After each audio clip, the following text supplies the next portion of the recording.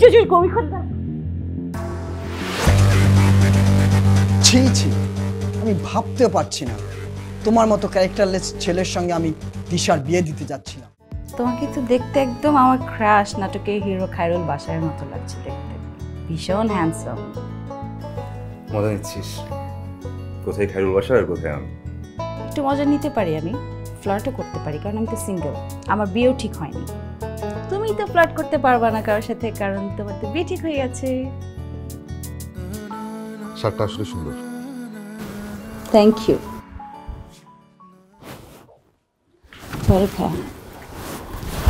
আমি তোমাকে অনেক ভালোবাসি, সেই ছোটবেলা থেকে ভালোবাসি,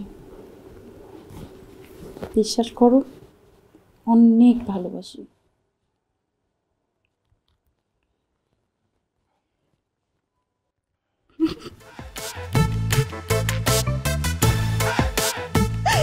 প্র্যাঙ্ক ছিল এটা, তুমি এরকম অপ্রস্তুত হয়ে গেলা কেন? আশ্চর্য, এত বোকা তুমি।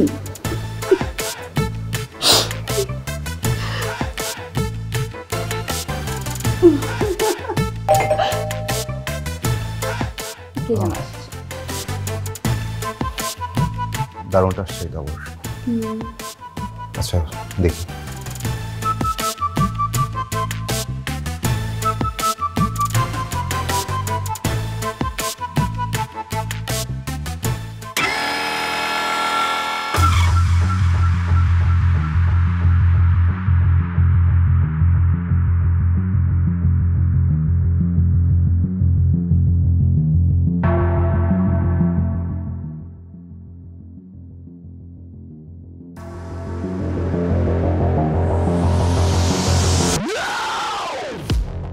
কি জামাই বাবাজি, দরজা খুলতে এত দেরি হলো যে?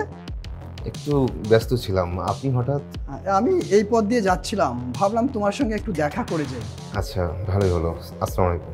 ওয়ালাইকুম আসসালাম। তা ভিতরে আসতে বলবা না? হ্যাঁ জি আসুন।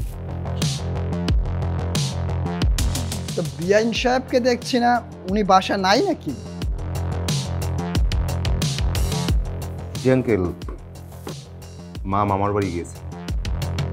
উনি থাকলে আপনাকে দেখে খুশি হতেন। আমি বাসায় একা। তোমাকে অস্থির লাগছে? তোমার প্রেশার আছে নাকি বাবাজি? না আঙ্কেল, আমি এক্সারসাইজ করি তো, তাই আর কি, ওই একটু প্রেশার নেই। আচ্ছা তাহলে তো বেশ ভালো।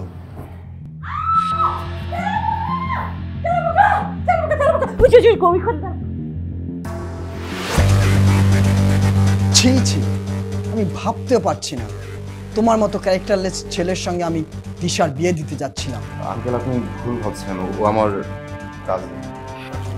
বয়স আমার অনেক হয়েছে, অভিজ্ঞতা আমার দেখা আছে। তোমার যদি কাজিন হয় আর তুমি যদি একা একটা বাসায় থাকো, তাহলে এই মেয়ে আসলো কি? আঙ্কেল আপনি প্লিজ ভুল বুঝবেন না, আসলে খালামণি বাসায় নাই তো, আর ভাইয়া একা একা বাসায় ভয় পায়, ওই জন্য ভাইয়াকে কোম্পানি দেওয়ার জন্য আমি আসছিলাম।